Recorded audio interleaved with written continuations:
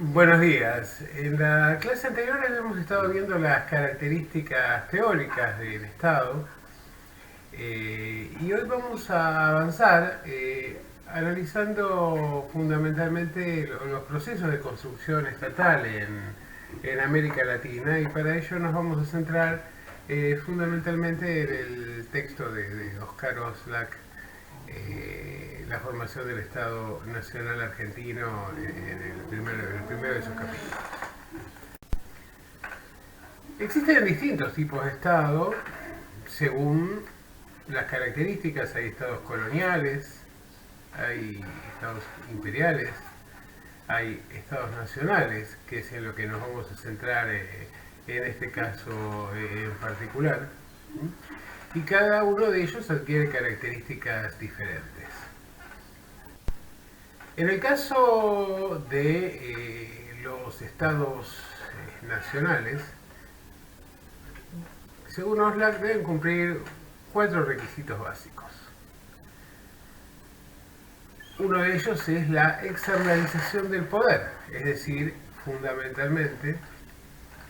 la capacidad de ser reconocidos por otras unidades estatales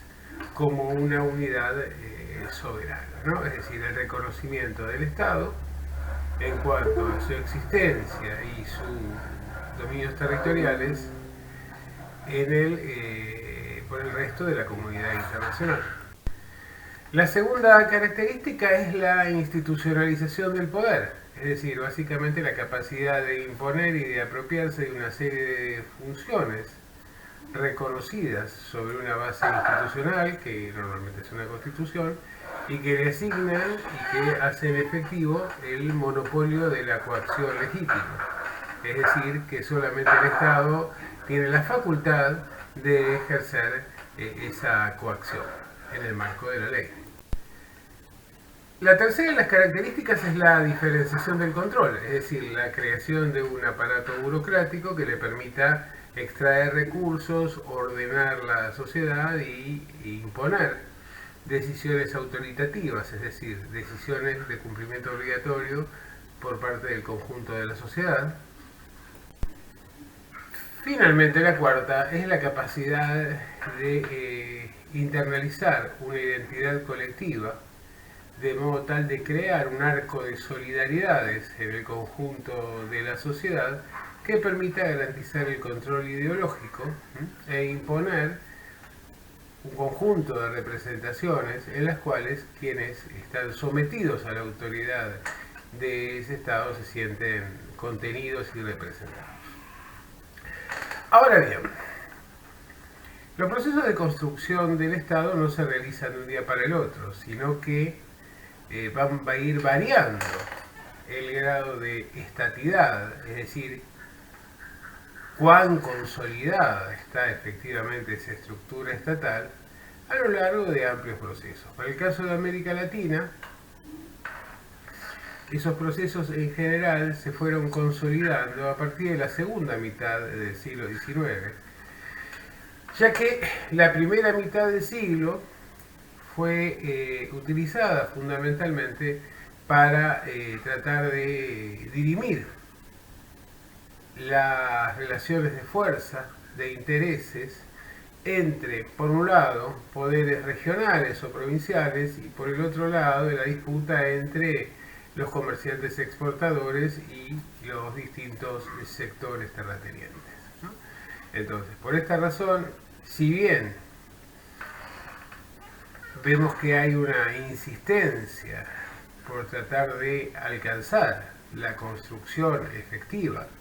de estados a lo largo de todo nuestro continente, sin embargo los resultados fueron bastante magros y básicamente apuntaron en primera instancia, y esto es perfectamente comprensible, a tratar de satisfacer el primero de los requisitos, el de la externalización del poder, es decir, el reconocimiento de su existencia y también su dominio territorial, su soberanía indisputada sobre su territorio. En realidad había una serie de otras cuestiones que tenían que ver con el desarrollo de todo un aparato estatal, que tenía que ver con la subordinación de los poderes regionales, que tenía que ver con la definición del equilibrio, tanto a nivel territorial como a nivel de los distintos componentes de la estructura social. Pero efectivamente estos estados que emergían de un sistema de dominación colonial consolidado, encontraron muchas dificultades como para poder articularse. En primer lugar, porque en líneas generales había una atomización interna, producto de cuál había sido el modo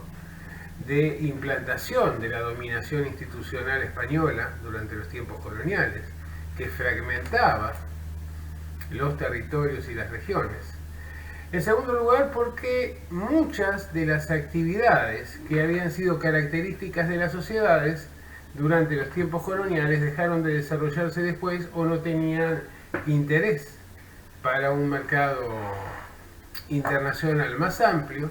en el cual se estaban experimentando una serie de cambios, un conjunto de cambios, producto de la revolución industrial, la expansión de los mercados y los principios de una articulación de una nueva economía y un nuevo orden geopolítico a escala internacional. Los estados que surgieron, obligados a afrontar la guerra, a evitar la anarquía, a tratar de mantener los límites territoriales, a tratar de generar condiciones mínimas de convivencia al interior de esos territorios, ocuparon fundamentalmente la mayor parte de sus recursos a la práctica de la guerra. Y por esta razón debieron postergar constantemente todo intento de articulación de un orden burocrático. Y esto tenía que ver esencialmente con que efectivamente con recursos limitados y una urgencia por garantizar los límites territoriales y la existencia de algunas formas de autoridad institucional reconocidas, digamos, los vaivenes de los conflictos armados, los predominios regionales que se iban modificando, los cambios que se estaban dando en lo que tenía que ver con la demanda de productos a nivel internacional, fueron generando diversos equilibrios, pero ninguno de ellos alcanzó, fue lo suficientemente sólido como para poder garantizar la conformación de un Estado nacional durante la primera mitad del siglo. Claramente, cuando hacemos este tipo de análisis, y esto es algo que plantea Oxlack también, estamos haciendo una simplificación de los procesos históricos, pero que esta simplificación es posible durante todo el tramo previo y de consolidación de esos estados nacionales entre fines del siglo XIX y principios del siglo XX, porque efectivamente hay una estructura social y muy simple, y también hay un muy limitado proceso de diferenciación de las actividades económicas y comerciales. Entonces, por esta razón, digamos, pueden advertirse ciertas similitudes para el conjunto que luego, en la medida en que las sociedades se van complejizando, resulta más difícil desarrollar, tanto en lo que tiene que ver con cada uno de esos estados, como también con lo que tiene que ver con el contexto latinoamericano en su conjunto. ¿Qué es lo que pasa a mediados del siglo XIX que va a posibilitar que se lleven adelante, que avancen decisivamente estos procesos de estatización, de mayor estatidad, de consolidación de los estados nacionales? Bueno, fundamentalmente la presión externa. Es decir, básicamente el proceso de expansión decisiva del mercado internacional y la sanción e implementación de la denominada División Internacional del Trabajo, que diferenció, que estaba basada, que nosotros lo hemos visto, en los planteos de Adam Smith y de David Ricardo. Por un lado, la idea del libre cambio, y por el otro lado, el tema de las ventajas comparativas, que asignaba a cada uno de los países la producción de uno o dos productos para convertirlos en especialistas en esa producción y de ese modo abastecer al mercado mundial. Ahora bien, este proceso de división internacional del trabajo exigió poner a esas economías en capacidad de ser competitivas en ese mercado internacional. Es decir, por un lado, generar los productos que eran requeridos o que potencialmente podían ser requeridos, pero también debían hacerlo con niveles de calidad y de precio adecuados para esa demanda, razón por la cual entonces resultó indispensable llevar adelante procesos de desarrollo de la infraestructura, procesos de articulación de actividades comerciales, incorporación de mano de obra a través de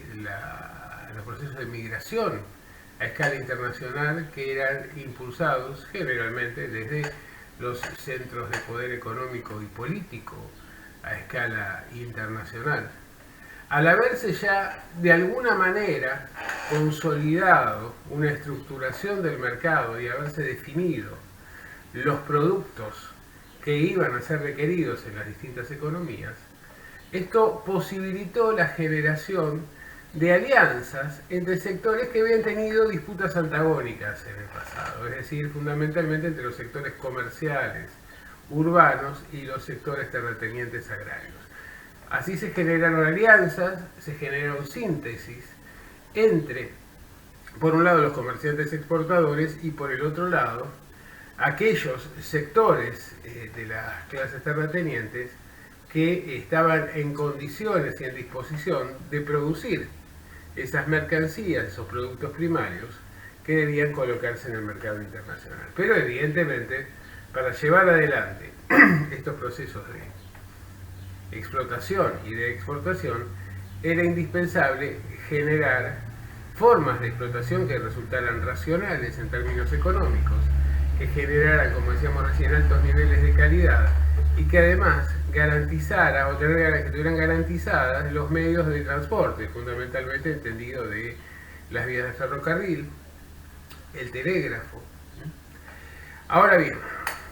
para poder llevar adelante estos procesos de racionalización que eran requeridos por el mercado internacional, esos estados no les alcanzaba ya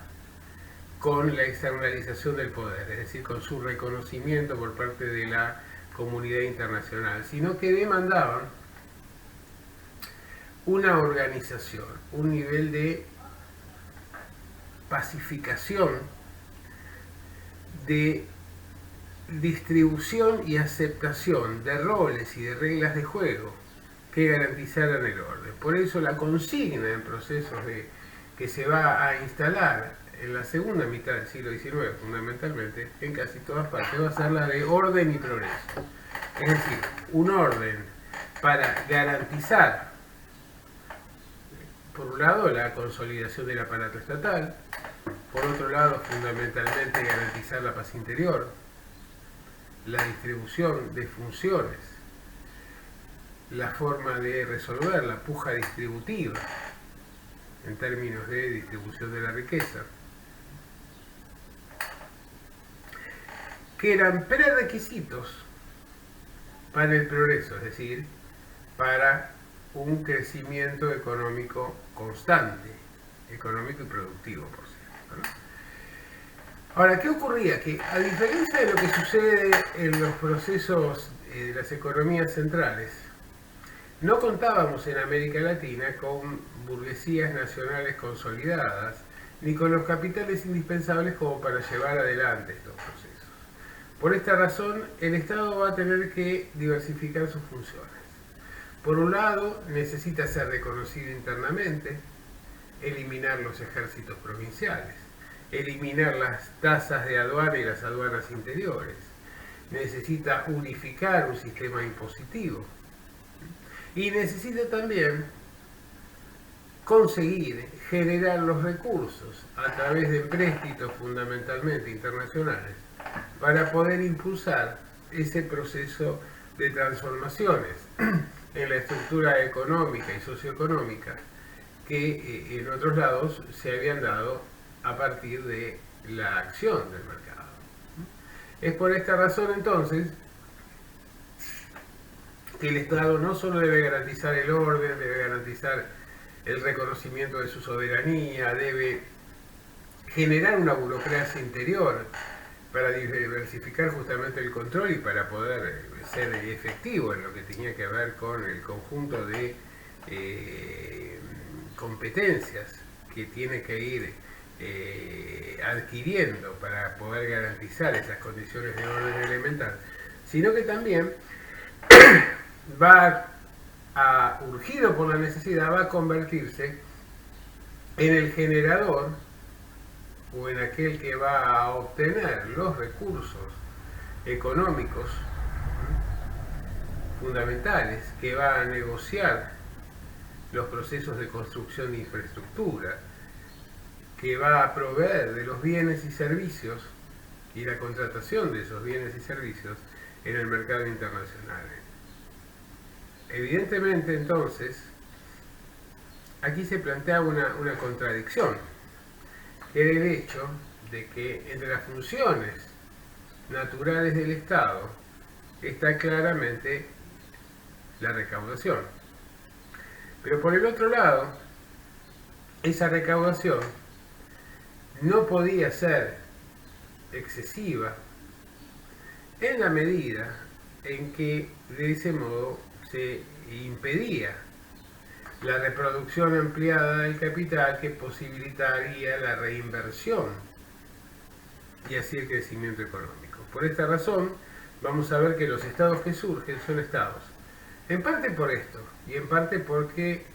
quienes tienen un equilibrio de fuerzas y una capacidad mayor de decisión al interior de esos estados son los propios sectores que van a estar vinculados y que se van a beneficiar con estos procesos de expansión de la actividad económica y del comercio. Aquí hay una cuestión importante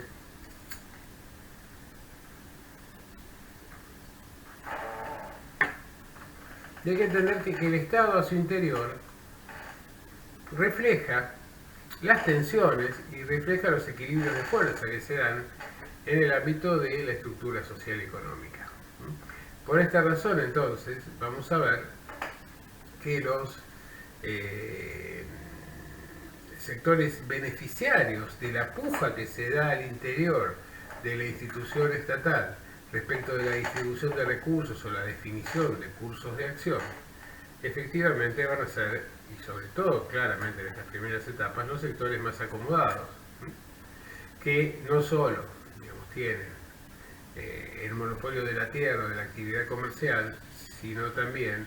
el poder social y el poder cultural, a partir de contar prácticamente con el monopolio de la educación, sobre todo en los estratos superiores educativos. Por esta razón, los estados necesitan liquidar rápidamente toda posibilidad de coexistencia con otros regímenes estatales o con sectores terratenientes que tengan la capacidad de movilización de fuerzas armadas, ¿no? Hay un proceso de disciplinamiento y subordinación estatal y de grandes jefes militares o terratenientes que estén, digamos, que tengan esa disposición, esa capacidad de movilización militar. Pero como hemos dicho más de una vez, no se puede gobernar constantemente recurriendo a la fuerza. Por esta razón es que resulta fundamental generar un sentimiento colectivo asociado a la nacionalidad que permita sintetizar o imponer determinadas identidades culturales en las que todos terminen reconociéndose. Entonces, efectivamente, frente a sociedades bastante heterogéneas, compuestas por criollos, españoles o portugueses, indígenas, más las diferencias territoriales, más las diferencias culturales que emanaban de toda la etapa colonial preexistente, su vinculación con distintos mercados en el exterior, la atracción por un lado del Potosí, por ejemplo el caso argentino, de otro del lado de Cuyo, por el otro lado la banda oriental, el Imperio de Brasil, el comercio y la cultura europea. Claramente vamos a ver que hay un proceso de construcción de la unidad a través de la construcción de una nacionalidad. Y esa nacionalidad claramente va a expresar un determinado diseño en términos culturales, que es el que corresponde a las clases dominantes que ejercen por entonces el control o la mayor parte de la capacidad de decisión al interior del espacio estatal.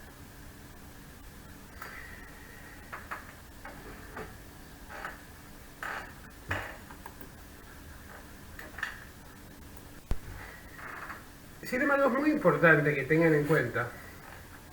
que los procesos de construcción de orden y progreso y sobre estados nacionales sobre estas variables de orden y progreso no son cristalizaciones definitivas, sino que se van a ir transformando con el paso del tiempo. Hay dos cuestiones fundamentales. Uno tiene que ver con la procedencia, es decir, cuánto de aquel orden colonial quedó vigente en la construcción de los nuevos estados. En ese sentido podemos decir que al tratarse en general de revoluciones municipales que luego pretendieron hacerse con el control del conjunto de lo que terminaron siendo sus territorios nacionales, estos procesos generaron muchas tensiones y diferencias y fue necesario prácticamente eliminar buena parte o la mayor parte de lo que eran aquellas instituciones coloniales con esa dinámica localista, municipal y demás. Por otro lado, también es indispensable tener en cuenta el hecho de que ante la fragilidad económica que tenían estos estados, resultó esencial el aporte externo, ¿no? El financiamiento externo fundamentalmente, y ese financiamiento externo impuso también, o implicó, la imposición, la aceptación de condiciones leoninas, a menudo por parte de tanto los sectores financieros que proveían de esos recursos externos, como también de las potencias que imperaban y que tenían el control a través del orden geopolítico. O sea que si bien hay una externalización del poder que garantiza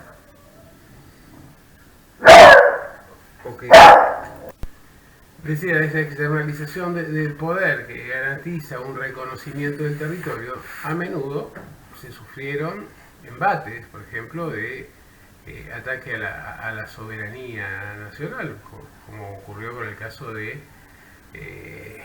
la ocupación de Malvinas por parte del Imperio Británico, en el caso argentino, y además un condicionamiento en cuanto a la capacidad de decisión de esos estados, que a menudo no solo se vieron, digamos, determinados por las relaciones de fuerza que se desarrollaban al interior de su territorio, sino también por las presiones o las influencias externas, extraterritoriales, a partir de esa debilidad intrínseca que tenían y que siguen teniendo hasta hoy en día. La segunda cuestión tiene que ver con el hecho de que, si bien para fines del siglo XIX y en la Argentina, digamos, de alguna manera para la década de 1880 ya está claramente definida una estructura social, una alianza de negocios, un rol estatal en términos tanto de garantizar el orden interno en beneficio de los beneficiarios de la parte del león, en lo que tenía que ver con ese equilibrio interno de fuerzas. Evidentemente, los cambios que se producen en el contexto internacional y que derivan también en transformaciones al interior de las propias estructuras sociales, fueron exigiendo que los estados se fueran modificando, por ejemplo, a través de los procesos de, lo vemos en variables políticas, los procesos de expansión del sufragio y de consolidación de los sectores medios le fueron asignando una injerencia en términos electorales y de participación dentro de las instituciones a esas clases medias, sobre todo a partir de la década de 1890 en nuestro país y luego con la ley Sáenz-Peña y demás, que modificó esa cristianización inicial. Pero también hubo otras instancias, como por ejemplo la crisis del año 29, que exigió en la década del 30 que a nivel internacional fueran apareciendo procesos de incremento muy considerable en la estructura burocrática del Estado, en buena medida para garantizar el orden a través de procesos de redistribución de la riqueza, procesos de modificación en lo que tenía que ver con la producción, a partir, por ejemplo, de los condicionamientos al libre comercio internacional que impusieron las dos guerras mundiales o la crisis del 29 y la depresión posterior. Cambios en lo que tenía que ver con la demanda de productos en ese mercado exterior. Y así vemos que se fueron dando transformaciones, mayor complejidad en las estructuras sociales que agregaron focos de tensión a la disputa interna dentro del Estado al momento de tomar resoluciones. Por esta razón, entonces, vamos a ver que muchas veces esos estados, si bien están pensados con una estructura institucional y racional, a menudo toman decisiones que pueden resultar contradictorias o anularse de manera recíproca entre sí a partir de las distintas presiones que sufren y a partir de cómo se da o cómo se resuelven los conflictos en cada una de las áreas donde existen disputas. Bueno, esencialmente entonces, y como bien señala Oxlack, es bastante, es decir, es posible realizar un análisis de validez relativamente general para el conjunto de América Latina para estas etapas previas a la crisis del 29. Pero luego, cada una de las sociedades va a experimentar procesos de mayor complejidad al interior. Evidentemente vamos a encontrar algunas líneas rectoras que tienen que ver con los intentos de incidencia desde el exterior, la incidencia del capital financiero, el papel que van a jugar los organismos internacionales, no tanto la Sociedad de Naciones después de la Primera Guerra, pero sí claramente las Naciones Unidas después de la Segunda y demás, y que en realidad, si bien pueden ser políticas comunes que son tomadas desde los organismos internacionales, esas políticas comunes se van a traducir en alianzas y en síntesis concretas que no necesariamente son coincidentes en cada una de las realidades latinoamericanas. De este modo, entonces, tenemos que hacer hincapié en esas características, en esas variables que permiten definir la estatidad de un Estado nacional, y también hacer mucho hincapié en el tema de la importancia de entender esto como un proceso en el que a veces orden y progreso no van de la mano, sino que están desfasados a partir de las condiciones efectivas, y básicamente atender a que digamos, este análisis es una simplificación que nos permite una primera aproximación al estudio de las realidades nacionales, pero evidentemente en cada uno de estos procesos de construcción estatal va a tener diferencias específicas. De este modo terminamos entonces con la reunión de hoy y nos reencontraremos en la próxima clase para continuar con el desarrollo de nuestra materia. Muy buenos días para todos.